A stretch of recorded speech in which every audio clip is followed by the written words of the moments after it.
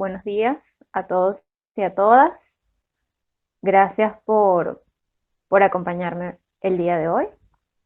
Vamos a comenzar la presentación.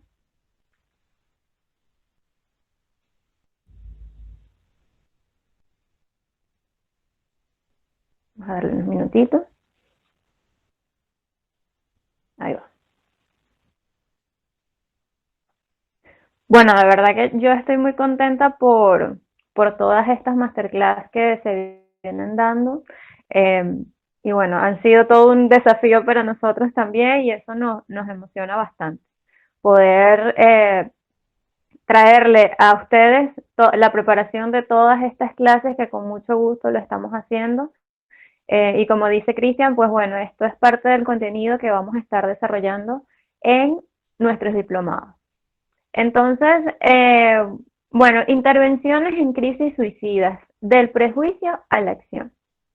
Hay un punto muy importante dentro de las crisis suicidas y es que muchas veces hay muchos mitos que están alrededor de las crisis suicidas. Eh, a lo mejor yo sé que más de uno de nosotros quizás hemos presenciado o estado en presencia de alguien que tiene alguna ideación suicida o que ha manifestado que lo quiere hacer alguna circunstancia por la que esté pasando. Entonces, lo primero que vamos a hacer con esta masterclass es que vamos a derrumbar algunos mitos que giran en torno a las crisis suicidas.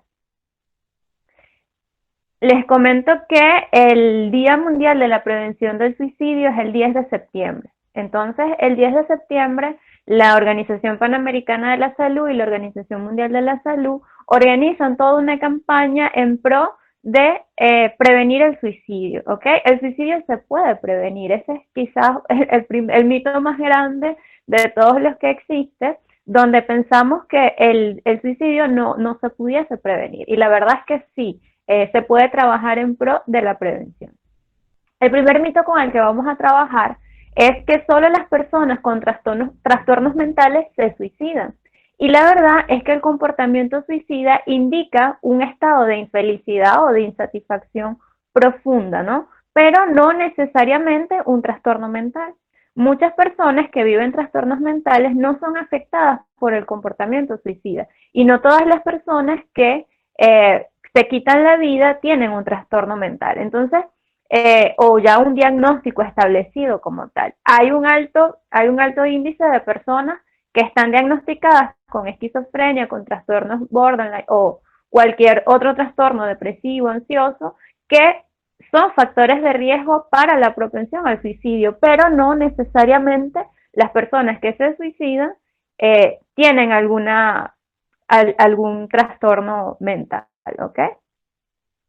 El segundo mito es quienes hablan de suicidio no tienen la intención de cometerlo. Y yo creo que esto es algo que, mira, en consulta es sumamente frecuente conseguirse con mamás sobre todo que escuchan de sus hijos adolescentes la intención, que ellos comunican la intención de querer acabar con la vida y no se les cree, no se les toma en serio, se les toma como un juego, como un chantaje, como una manipulación. Y la verdad es que quienes hablan del suicidio pueden estar pidiendo ayuda o algún tipo de apoyo.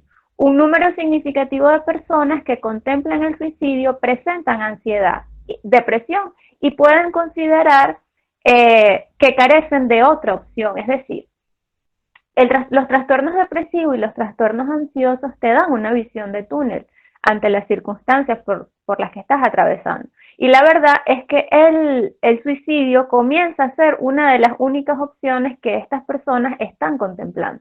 Entonces, ya al momento de manifestar, hacer manifiesto la intención de acabar con la vida o cometer algún acto suicida, pues hay que prestar atención, ¿sí? Porque alguien no va a decirlo de la nada, ¿no? Como que de repente, nada, me provocó decirme que quiero acabar con mi vida.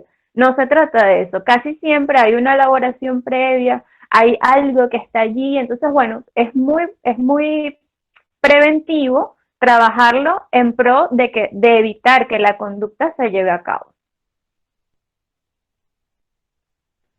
Otro de los mitos es hablar del suicidio, que es una mala idea y puede interpretarse como un estímulo. Muchas veces, cuando estamos en presencia de personas con trastornos depresivos, por ejemplo, o que han manifestado, han verbalizado el hecho de que quieren acabar con su vida, o cometer un acto suicida, muchas veces decimos, no hables de eso, no se lo menciones ni siquiera, ¿no? Como para evitar que la persona, más bien, esto sea un incentivo para que cometa el acto.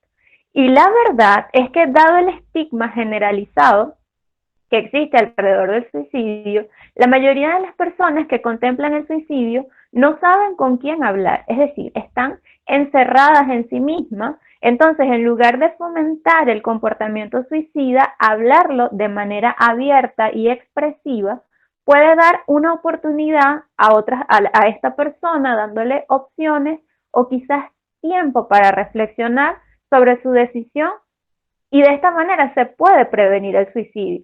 Entonces, aquí estamos derrumbando este mito completamente, el hecho de que creamos o tengamos esa creencia de que si hablamos de suicidio, pues estamos incentivando a la persona.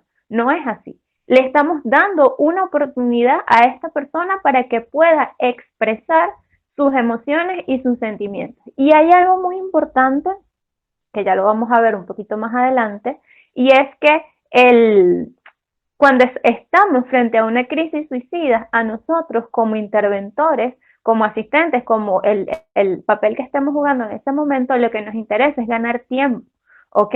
¿Por qué? Porque el tiempo va a hacer que esta persona vaya a considerar otras opciones más allá del momento de la crisis por el que está atravesando. La mayoría de los suicidios suceden repentinamente y sin advertencia previa. Yo escuchaba mucho y creo que crecí con eso, de que nos decían, el que se va a matar no avisa, ¿no? Como que el que va a acabar con su vida no avisa, sino que lo hace de una vez. Y no es verdad. Eso tampoco es cierto, porque la mayoría de los suicidios han ido precedidos de signos de advertencias verbales o conductuales, ¿ok? Hay algunas conductas que nos llevan a pensar que esta persona está cometiendo autolesiones que pudiesen generar o desencadenar algún suicidio. Entonces quizás podríamos ir indagando en la ideación, que ya vamos a ver ahorita la terminología, ¿ok? Algunos suicidas se contienen, ¿verdad? Sin advertencia previa, pero es importante conocer los signos de advertencia y tenerlos presentes, sobre todo en los adolescentes. Muchas veces la adolescencia, que suele ser una etapa muy compleja, hay muchos signos que nos van a dar señales como que esta persona tiene algún tipo de ideación, algún tipo de pensamiento, y es importante poder trabajarlos. Es decir, si nosotros estamos frente a una persona que tenemos sospechas de que está pensando el suicidio o cometer algún acto suicida, autolesivo, pues la idea es encarar la situación, ¿no? Como padres, como madres, como responsables, como personas que estamos allí, trabajando un poquito en pro de mitigar el daño que se pudiese hacer a sí mismo. Entonces, en la siguiente lámina tenemos el suicidio es una realidad. Y esta es la página de noticias de la ONU, es el 14 de mayo de este mismo año, donde ellos advierten que ante un posible aumento, que pudiese haber un posible aumento de suicidios por el coronavirus, la ONU pide tomar medidas para cuidar la salud mental. Y ellos agregan que la pandemia del coronavirus ha puesto de manifiesto las décadas de abandono y la falta de atención a la salud mental. Uno de los altos comisionados de la ONU llama a todos los países a asumir compromisos ambiciosos a la hora de tratar enfermedades psicológicas en el marco de un posible aumento de suicidios y abuso en el ámbito mundial, abuso de drogas y alcohol. ¿Okay? Este mismo comisionado dice que la depresión y la ansiedad son causas del sufrimiento. En un mensaje grabado en un video, el máximo responsable de la ONU destacó que los padecimientos psicológicos como la depresión y la ansiedad constituyen algunas de las mayores causas del sufrimiento en nuestro mundo, ¿ok? Además, señala que la depresión afecta a 264 millones de personas en el mundo, que cerca de la mitad de todas las afecciones de la salud mental comienzan a manifestarse a los 14 años y que el suicidio es la segunda causa de muerte en los jóvenes de 15 a 29 años. ¿Qué pasa? Comienza a crecer la vulnerabilidad. Según los datos a nivel mundial, parecen confirmar que realmente esto podría ser generar una mayor vulnerabilidad. Esto lo dijo Deborah Castell, que es otra comisionada, pero de la OMS, citando encuestas que muestran que el aumento del sentimiento de angustia es del 35% en unas encuestas en China, el 60% en Irán y el 45% en Estados Unidos. Entonces, el suicidio es una realidad que vivimos como sociedad y que muchas veces como profesionales de la salud mental o que tengamos contacto directo con personas que son vulnerables, pues tenemos la responsabilidad de asumir algún tipo de acción en pro de esto. Y basándonos un poquito en esta noticia específicamente, hace algunos años yo me encontraba trabajando en una unidad de salud mental y de repente comenzaron unas olas de suicidio. Bueno, tú como especialista, ¿no? de la psicología, de repente dices, bueno, ¿qué puede pasar? Me pueden llegar a motivos de consulta y bueno, uno los trabaja, ¿no? Con terapia y todo, canalizando las emociones y los pensamientos, como que dándole un poquito de sentido a lo que está ocurriendo. Pero de repente que llegue una oleada de suicidios, de verdad que como especialista te impacta muchísimo porque no le consigues como qué es lo que está ocurriendo, ¿no? Entonces en esa época nosotros hicimos todas unas campañas de prevención y trabajamos con algunos adolescentes que fue bastante interesante lograr como esta medida contenciosa ante la posibilidad de que cometieran algún acto suicida. Entonces, por eso las intervenciones en crisis suicidas son tan importantes para los profesionales de la salud mental y para los profesionales que no lo son también, porque necesitamos herramientas, porque es una realidad. Es una realidad que en alguno u otro momento nos puede tocar de cerca y que necesitamos conocer y dar a conocer para saber que de qué manera podríamos intervenir, ¿no? Por eso, parte de estas masterclass es visibilizar un poco algunos temas que están como bastante reservados. Entonces, el suicidio en hechos y cifras según la Organización Panamericana de la Salud y la Organización Mundial de la Salud. El suicidio es la segunda causa de defunción entre personas entre 15 y 29 años, como ya lo habíamos conversado. Más de 800,000 personas se suicidan cada año y el doble cometen alguna intención suicida. Es decir, que hay una muerte cada 40 segundos y hay un intento de suicidio cada 20. La mortalidad por suicidio es superior a la mortalidad total causada por la guerra y los homicidios. El 75% de los suicidios se produce en países de ingresos medios bajos y los métodos que suelen utilizar son los plaguicidas, el ahorcamiento y las armas de fuego. Son como los más usados para cometer el acto suicida. Vamos a aclarar algunos términos, ¿ok? Está la ideación suicida. Cuando hablamos de ideación suicida, hablamos de pensamientos, ¿ok? Que la persona tiene la idea en su cabecita de que podría ser una posibilidad el suicidio. ¿Qué pasa? Cuando se nos presenta alguna circunstancia como esta, nosotros como especialistas tenemos que valorar el grado de esta ideación, ¿no? Como por ejemplo, bueno, es una ideación casual que ocurrió por alguna circunstancia específica y la persona lo pensó y bueno, no hubo como trascendencia, ¿no? Luego está la que es transitoria, que de repente en algunas oportunidades comienza como a manifestarse esta ideación. Está la que es pasiva, esta que está silenciosa, pero que en algún momento comienza a intensificarse porque ya pasa a otra fase, podría pasar a la fase activa, que ya es una constante en el día a día, y tenemos la fase persistente. En la fase persistente, pues, ya comienza a ser más real la ideación, ¿ok? Luego viene la comunicación suicida, que es la transmisión interpersonal del deseo o la intención de acabar con la propia vida. Aquí tenemos dos fases. La amenaza suicida, que la amenaza suicida es cuando de repente este adolescente se nos acerca y nos dice, hay algún problema con mamá, con papá o en el colegio, qué sé yo, y de repente dice abiertamente que quiere acabar con su vida. Entonces ahí lo tomamos como una amenaza suicida. Ahí pasan varias cosas cuando en este punto.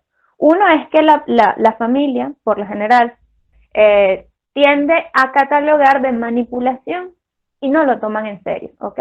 Comienza a verse como que no, bueno, es que él es súper dramático, ella es súper dramática, eso no es verdad, ¿cómo va a pensar eso si tiene tantas cosas, lo tiene todo, tiene su mamá, su papá, qué sé yo, lo que sea? Pero la verdad es que si ya está una amenaza, pues de la amenaza a que pase a la segunda fase, que es el plan suicida, pues solamente hay un paso, ¿ok? Entonces, sea manipulación o no, nosotros vamos a partir del principio de que es verdad, ¿ok? Y que si esa persona lo está manifestando es porque es real. Es una realidad para esa persona, debe ser una realidad para nosotros también. Entonces, la segunda fase de la comunicación suicida es el plan, ¿ok? Hablar abiertamente de cómo lo puedo hacer o cómo lo voy a hacer. Tenemos una tercera fase, que es la conducta potencialmente lesiva o autoinfligida con la intención de morir, ¿ok? Aquí entran, mejor dicho, en esta fase las autolesiones, ¿ok? O el gesto suicida.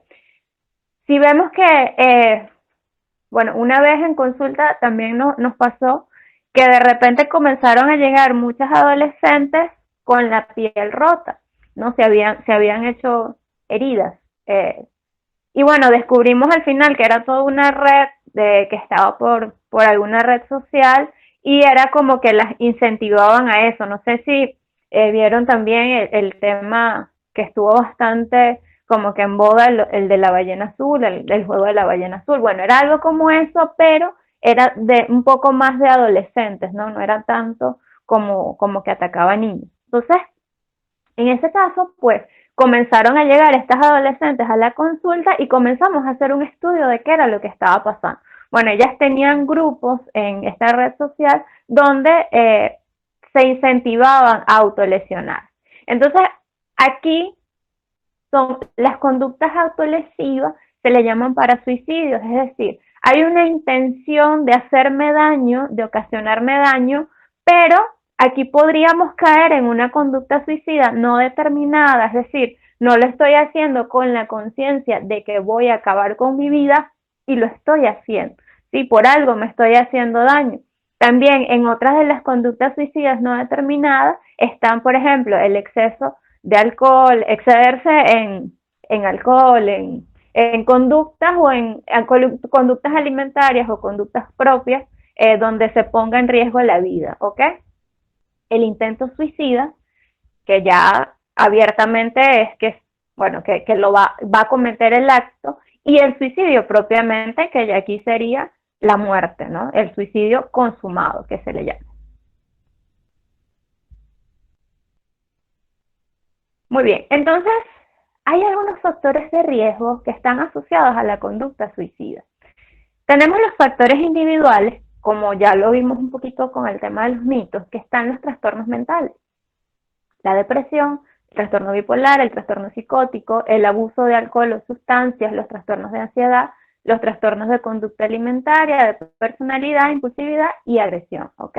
Dentro de los factores individuales también tenemos factores psicológicos, ¿ok? Propios, que no necesariamente responden a algún trastorno mental.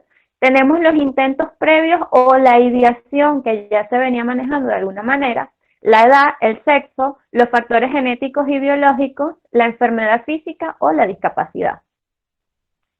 Hay otros factores que son los factores familiares y contextuales, que es una historia de suicidio en la familia. Y este es un punto dentro de los antecedentes muy importantes porque según hay algunos estudios que nos dicen que si en la familia ya hubo algunos suicidios, eso es un factor de riesgo para la persona que se está consultando, ¿ok? Porque, bueno, hay familias de suicidas, es decir, familias que vienen suicidándose de generación en generación y bueno, no hay como una explicación como que lógica para eso, pero sí se considera como un factor de riesgo que está asociado a esta conducta suicida, ¿no?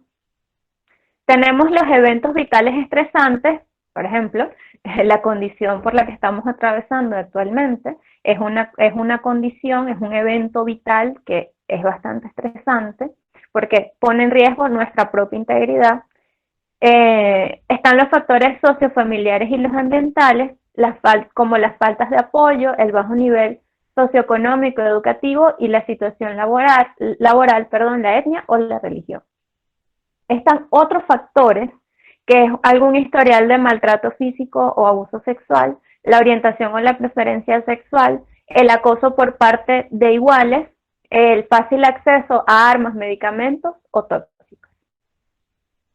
Entonces ya hasta este punto vamos como haciéndonos una idea de cómo podría ser esta persona que dice o que comete un acto suicida. Y aquí vamos a detenernos un poquito porque yo quería comentarles que justamente cuando existe personal capacitado para hacer algún tipo de intervención ya frente a un intento suicida, el personal que está capacitado para esto son los bomberos, ¿ok? Eso es algo que lo tenemos que tener súper claro. El personal de seguridad que está capacitado para intervenir ante un intento de suicidio son los bomberos. Por eso casi siempre los ven cuando alguien va a cometer algún acto suicida, los que están allí son los bomberos. Y ellos parten del principio, y se los puse acá abajito, donde cuando ellos están recibiendo sus capacitaciones, lo primero que les dice, vamos a intervenir siempre partiendo de la idea de que el desenlace puede ser un suicidio consumado, que debemos tratar de impedir. Entonces, eso me parece muy bonito porque más allá de que el suicidio se consuma o no, la idea siempre es intervenir para evitar que eso ocurra. Entonces, ¿qué es lo más importante? Y creo que esto lo podemos rescatar de este entrenamiento que se le dan a los bomberos, porque muchas veces nosotros también tenemos prejuicios, ¿ok? Que giran en torno a esta conducta suicida, ya sea porque va en contra de lo que nosotros pensamos, de lo que es la vida y de lo que podamos valorarla, y tenemos la tendencia a etiquetar o a juzgar a la persona que tiene alguna intención suicida. Entonces, lo primero que les enseñan a los bomberos cuando cuando se va a intervenir durante un intento suicida es, tú vas a hacer como si eso va a ser una realidad. Es decir, esa persona lo está queriendo hacer es porque lo quiere hacer. Entonces hay que partir del principio que eso va a ser un suicidio que se va a consumar y que nosotros vamos a tratar de evitar, ¿ok? Entonces, luego de esto, vamos al punto que hay dos grandes como clasificaciones de la intervención en crisis suicida. Están las intervenciones durante el intento de suicidio, que por lo general el personal que asiste a este tipo de intervención son los bomberos, como se los dije, pero, y aquí voy a hacer un stop, nosotros no sabemos en qué momento la vida nos vaya a poner en una situación similar a esta. Me pasó que estaba llegando a mi trabajo al hospital donde trabajaba, y de repente hay toda una situación de revuelo y justamente me llaman en ese momento que me están esperando porque había una persona que se quería lanzar del último piso del edificio del hospital. Entonces, claro, como responsable del servicio de salud mental, pues toca intervenir, ¿no? Y si no tenemos herramientas para hacerlo, pues yo pude haber dicho, no, pero eso lo hacen los bomberos, pero la verdad es que como especialista en salud mental te toca hacerlo a ti. Entonces nosotros no sabemos en qué momento la vida nos va a poner en una situación en la cual nos va a tocar intervenir durante un intento de suicidio para evitar que el suicidio se consuma. Entonces, por eso es tan importante conocer qué podríamos hacer y no hacer en ese momento tan crítico como es que la persona ya esté interviniendo hacia el suicidio, ¿ok? Y la otra clasificación dentro de la intervención son los motivos de consulta característicos en personas que presentan riesgo de suicidio o de autolesión. Esto ya es más en la consulta específicamente, como se los hablaba, de personas que cuando estás indagando consigues que sí, que hay alguna ideación suicida, bueno, y ahí ya vamos a ver un poquito cómo vamos a intervenir y qué es lo que vamos a hacer. Perdón. Muy bien. Entonces, la intervención durante un intento de suicidio. Lo primero que se hace cuando una persona, conseguimos a una persona que está intentando cometer un acto suicida, vamos a establecer contacto. Previo al contacto, nosotros, cuando vamos a tratar en lo posible, a veces no tenemos mucho tiempo para esto, pero vamos a tratar de recabar información, como por ejemplo el nombre de la persona, ¿sí? Eso es muy importante, porque cuando nos vamos a acercar para hacer el contacto directo con la persona, pues una manera de que esta persona se sienta más cercana y que pueda establecer un poco más de confianza contigo es que le puedas decir su nombre. Entonces, dentro de las posibilidades, estaría bueno si pudiésemos saber cómo se llama, ¿ok? Para poder establecer mínimo ese contacto, ¿no? Si hay alguna otra información que esté alrededor, bueno, vamos a tratar de recabarla, ¿ok? Entonces, el contacto es lo primero. ¿Qué hacer y qué no hacer, no? ¿Qué hacer? Vamos a escuchar de manera cuidadosa.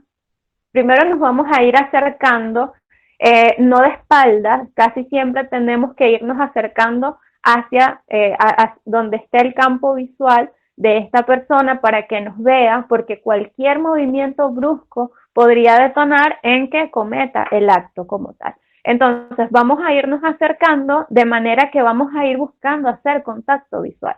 Si esta persona está atravesando algún brote psicótico, es muy probable que no se dé el contacto visual, ¿ok? Por eso nosotros vamos a tratar de ubicar los ojos, la mirada, para poder ver si realmente esta persona está haciendo un brote psicótico o no.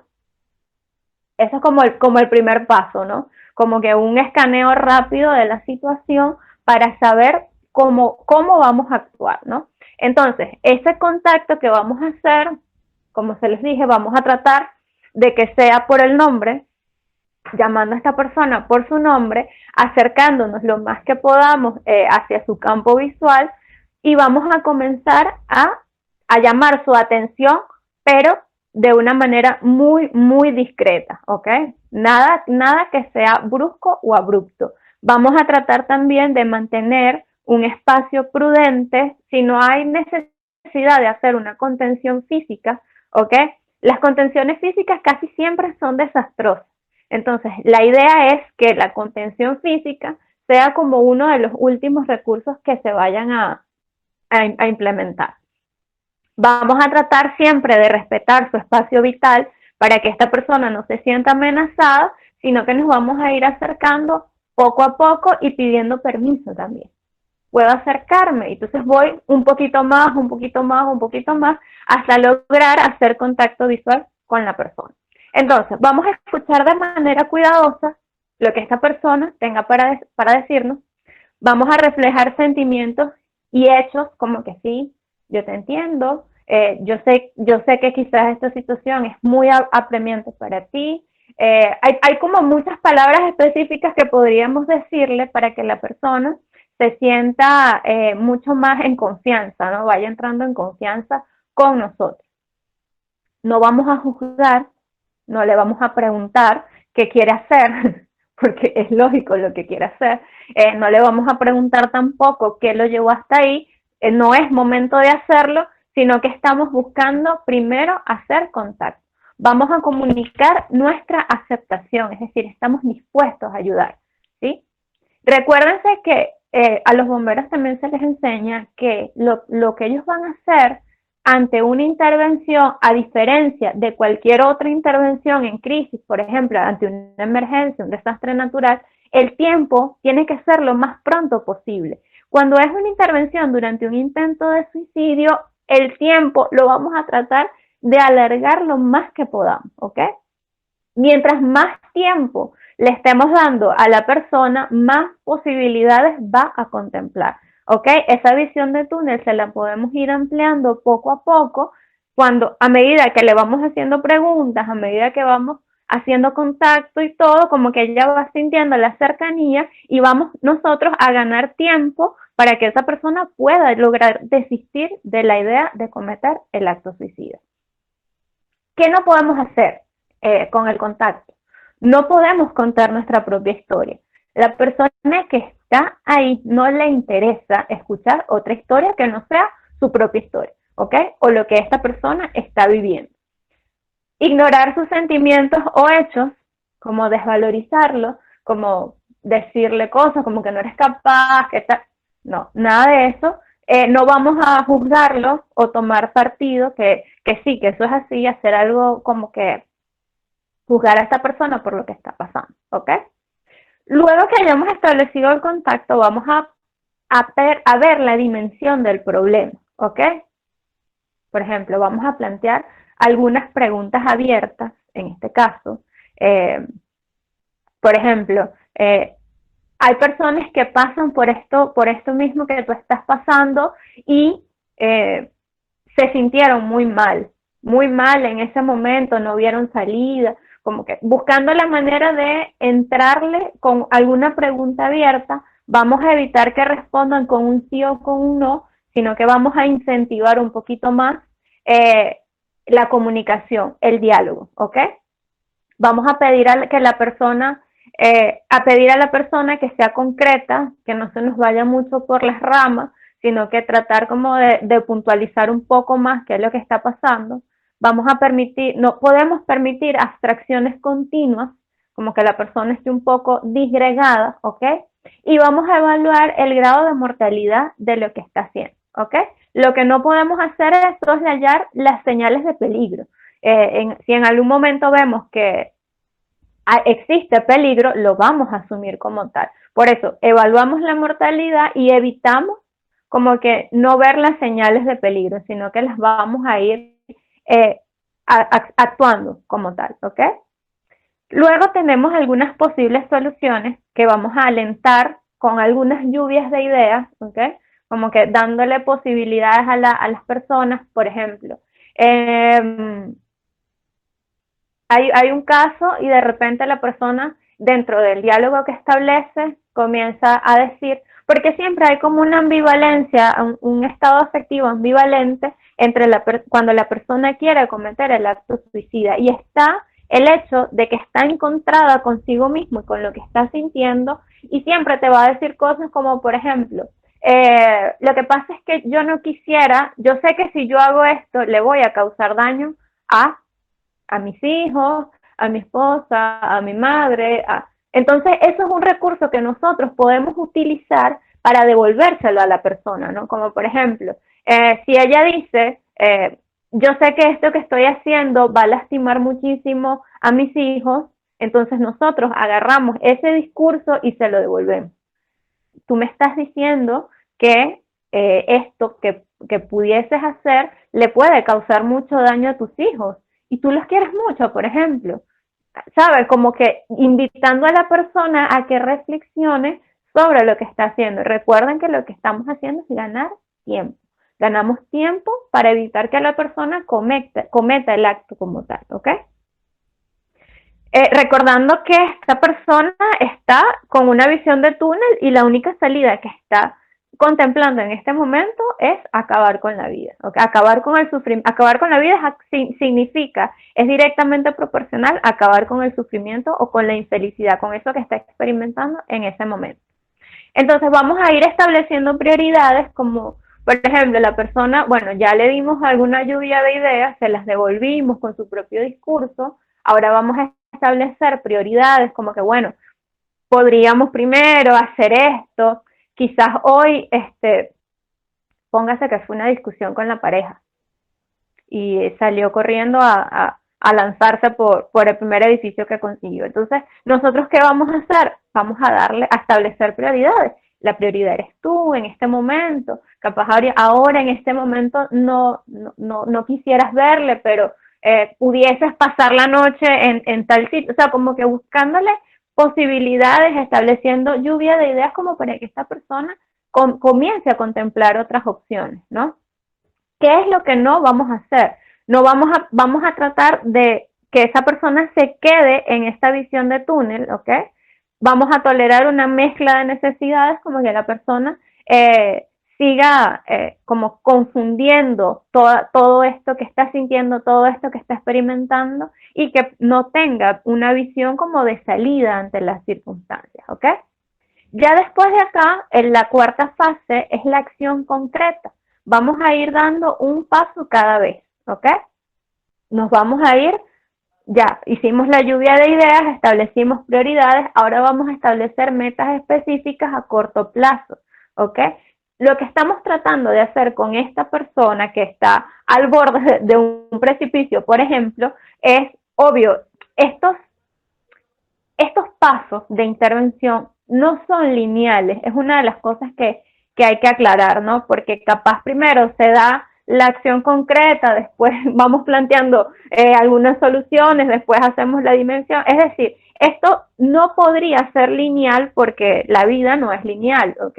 Y ante un tipo de intervención como esta, con esta magnitud, sabemos el grado de angustia y desesperación que está teniendo esta persona, pues son recursos que vamos a utilizar para lo que sí es esencial es el contacto, ¿ok? Esa es la puerta que nos va a abrir la posibilidad de poder implementar cualquier otro de estos pasos de intervención. Entonces, vamos a ir estableciendo metas específicas de corto plazo. ¿Qué hacer a corto plazo? Por ejemplo, vamos a buscar ayuda. ¿Quieres buscar ayuda? Sí, quiero buscar, necesito ayuda. Tal. Entonces, bueno, ahí como que comienza a darle algunas opciones de ayuda a esta persona. Hacer una confrontación cuando sea necesario. Es decir, esta persona que está un poco mezclada con sus necesidades, emociones, está muy encontrada con todo esto que está experimentando, en algunos momentos muy puntuales vamos a tener que confrontar. ¿Por qué? Porque la persona no podemos caer en nosotros en ese juego de ir y venir, ¿no? Como que caer en esa misma ambivalencia que esta persona está teniendo. Esta persona necesita una dirección, ¿ok? Necesita ampliar su visión, que no sea la misma visión de túnel. Y si nosotros somos tímidos, no podemos, estamos titubeando con las decisiones que le estamos planteando, pues entonces la persona no va a sentir seguridad de este lado, ¿ok? Del lado de apoyo, que es lo que estamos intentando hacer. Entonces vamos a confrontar cuando sea necesario. Y ser directivo también cuando sea necesario. Necesitamos que la persona, lo que nosotros necesitamos es impedir que esta persona se suicide. Entonces, vamos a ser directivos en algún momento con mucha sutileza, por supuesto. Entonces, ¿qué es lo que no vamos a hacer? Vamos a intentar resolver todo en el momento. No. Vamos a ir estableciendo cosas un paso a la vez, ¿ok? ¿Vamos a realizar decisiones que comprometan en largo tiempo? Tampoco. Vamos a trabajar siempre con el corto plazo. Como les dije, no podemos ser tímidos, no podemos titubear ante alguna decisión tomada, ¿ok? Ya después que nosotros logramos que esta persona desista de la intención del suicidio, tenemos que establecer un plan de seguimiento, ¿ok?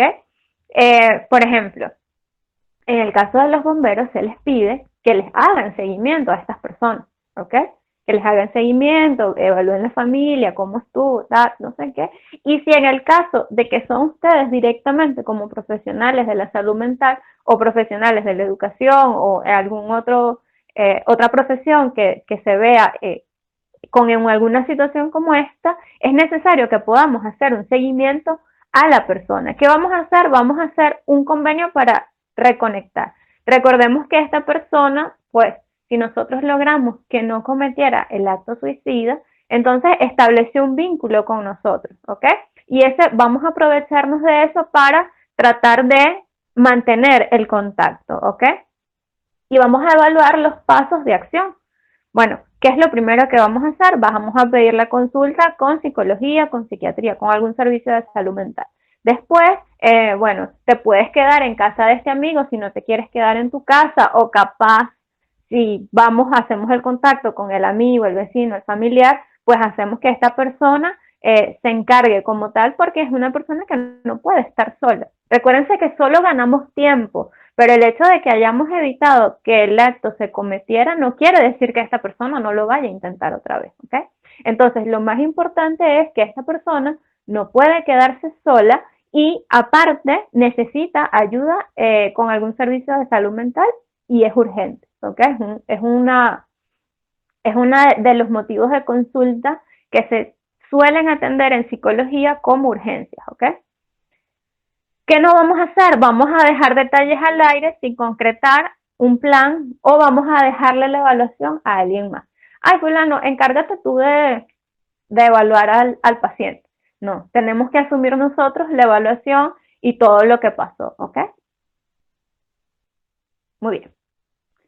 Entonces,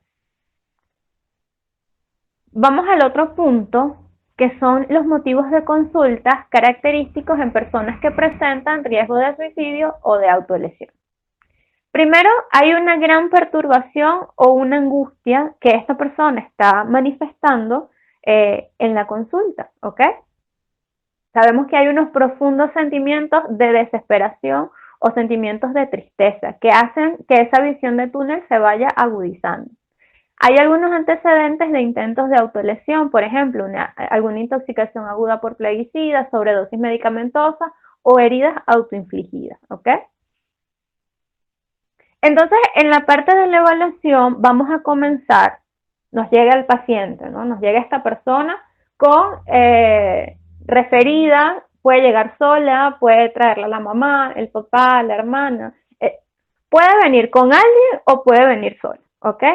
Cuando ya nosotros sabemos que el motivo de consulta es algún intento suicida, ya como lo vimos, ideación, comunicación o conducta como tal, entonces nosotros vamos a nos vamos a llevar a esta persona a un lugar muchísimo más privado donde no esté con la persona referente, con quien lo lleva, y vamos a comenzar con algunas preguntas sencillas con la evaluación, ¿ok?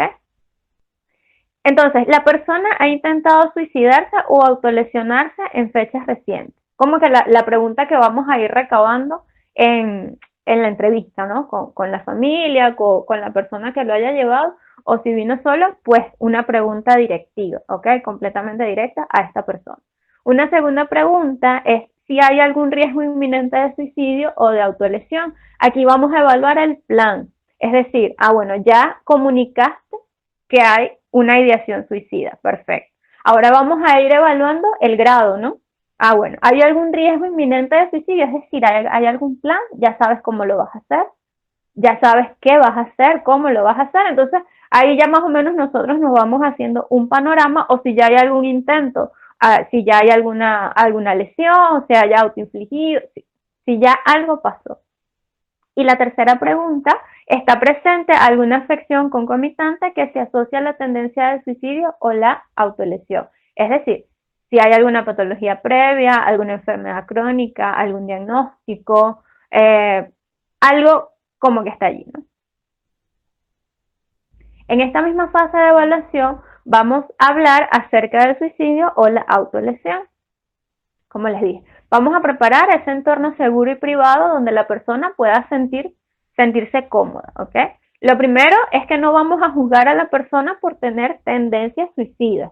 Nosotros estamos para escuchar, una escucha abierta, empática, comprensiva, ¿ok? Vamos a ofrecer conversar a solas o en presencia de otras personas de su elección. Es decir, el tema de que pueda estar sola o no, ya eso lo va a decidir la propia persona, ¿ok? Y a veces los adolescentes les gusta conversar solos, a veces les cuesta más, pero otros prefieren que esté su mamá ahí, ¿no? Como que ya lo sabe todo, ya que se quede. Lo segundo es que vamos a plantear alguna serie de preguntas cuya respuesta lleve de manera natural a otra pregunta. Vamos a ver algunos ejemplos, ¿ok? Vamos a empezar con el momento presente. cómo te sientes? ¿Ok? Como la primera pregunta, una pregunta más abierta. Vamos a tratar de evitar que nos responda bien o mal, ¿ok? Si nos responde bien, le lanzamos otra pregunta como es cómo es eso sentirse bien. Si nos dice mal, ¿me podrías decir cómo es eso sentirse mal? Porque bueno, capaz mal para ti es distinto para mí y quiero comprenderte, ¿no? Un poquito desde ahí. Vamos a hacer alusión a los sentimientos de la persona. Siempre lo vamos a llevar al sí mismo, es decir, se lo vamos a devolver. Se ve triste, si está alterado. Quiero hacerle algunas preguntas al respecto. Por ejemplo, si trata de no hablar y se ve en su lenguaje no verbal que está triste, está decaído o está muy alterado, vamos a hacer referencia a esa emoción, ¿ok? Yo te veo un poco triste, por ejemplo, ¿no? Vamos a irlo encauzando por ahí. Yo te veo un poco triste. ¿Te sientes triste o qué hizo que te sintieras tan triste, por ejemplo, ¿no? Podríamos preguntar de cómo ve su porvenir, su futuro, qué expectativas tiene para el futuro. Algunas personas con problemas parecidos al suyo, por ejemplo, una afirmación como esta, ¿no? Algunas personas con algunos problemas parecidos al suyo me han contado que para ellos la vida como que no vale mucho, no vale la pena vivirlo, se sienten desesperanzados, sienten que ya no dan más, ¿ok? Si la persona, si la persona expresa directamente algunas ideas suicidas, hay que mantener una actitud tranquila y solidaria. Es decir, nosotros no podemos asombrarnos si la persona nos dijese que quiere morir. No, porque es algo que la persona lo está viviendo como real. Entonces, cualquier gesto que nosotros podamos hacer puede ser malinterpretado por esta persona, ¿ok? Entonces, seguimos con los ejemplos. Cuando se acuesta a dormir, lo hace deseando despertar nunca más, por ejemplo. Piensa hacerse daño, ha elaborado un plan para quitarse la vida. En este caso, ¿cómo propone hacerlo? Vamos a evaluar el nivel de riesgo y con los recursos con los que cuenta, ¿ok? No, yo, por ejemplo, una vez tuve una paciente que ella ya tenía algunos tantos intentos de suicidio y ya había probado con todo, había probado con desinfectantes, había probado con pastillas, había probado inyectándose directamente veneno en las venas, había intentado cualquier cantidad utilizado cualquier cantidad de métodos. El último fue el ahorcamiento y fue su hijo quien lo impidió, ¿no? Entonces, eso es lo que la lleva a ella a consultarse como tal, ya. Cuando el hijo ve que ella está intentando suicidarse, eso ocasionó otra serie de circunstancias dentro de la dinámica familiar y ella decide buscar ayuda, ¿ok? Tiene con qué quitarse la vida. Ha pensado en cuándo lo va a hacer, por ejemplo. Bueno, ya hay personas que tienen el plan tan estructurado que te lo dicen, sí. Y te lo dicen con cara como que te están contando cualquier cosa, ¿no? Sí, yo sí, lo voy a hacer de esta manera, a tal hora que fulano se va, después cuando llegue, tal, ya yo lo he hecho, ya han pasado tantos minutos, que es el tiempo que se necesita para que el oxígeno deje de llegar al cerebro, y así, ¿ok? Son calculadamente ya te lo dice, ¿ok? ¿Ha intentado suicidarse alguna vez? Es decir, ahí vamos a evaluar si hay intentos previos de suicidio como tal. Entonces, algún plan de manejo básico para estas actuaciones. Y el primero es si la persona ha intentado suicidarse, vamos a proporcionarle alguna atención médica, la vigilancia y el apoyo psicosocial necesario, ¿ok? Necesitamos que esta persona, si hay alguna autolesión, sea valorada por un médico, ¿ok? Un médico especialista.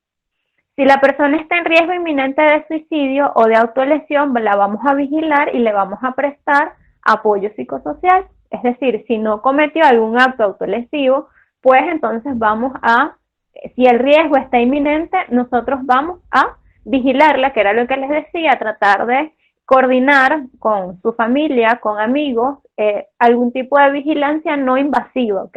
Y vamos a tratar de eliminar del medio algunos recursos con los que cuente para que les sirvan para acabar con la vida, ¿no? Nos vamos a ocupar de los cuidadores, eso es algo muy importante porque necesitamos establecer vínculos con estas personas para formar esta red de apoyo psicosocial, ¿ok? nos vamos a mantener en contacto y vamos a hacer seguimiento con regularidad. Es nuestra responsabilidad si en algún momento llega algún paciente con ideación suicida. Y como se les dije, partimos del mismo principio de los bomberos, que lo vamos a tomar como un suicidio que debemos impedir que así sea, ¿ok? O que se cometa el acto suicida. Entonces, ya para finalizar, quiero dejarles esta frase. Este primer grupo terapéutico que ocurrió en Venezuela, en San Felipe, en el año 2011, con eso que les comenté al principio de esta oleada de suicidios que de repente llegó al departamento donde trabajaba de salud mental, y nos llegaron una cantidad importante de adolescentes con ideación suicida. Con ellos trabajamos un grupo terapéutico de terapias de artes expresivas. Específicamente utilizamos la poesía como medio de expresión de emociones y los resultados que obtuvimos fueron fabulosos. Y esta poesía, este poema que está acá, se extrajo de un poema grupal que logramos hacer entre todos, ¿no? Entonces, estos adolescentes que tenían entre 12 y 18 años, construimos esta frase tan hermosa que dice: nuestra vida es canción, es futuro, es esperanza y melodía que tiene Selena como luciérnagas cristalinas que brillan con el sol. Entonces, con este mensaje final quiero despedirme, darle las gracias por mantenerse conectados acá conmigo con este tema que de verdad es súper interesante y a mí me apasiona muchísimo. Y bueno, esperando que si tienen alguna pregunta, comentario, planteamiento, estoy acá para responder. Muchas gracias.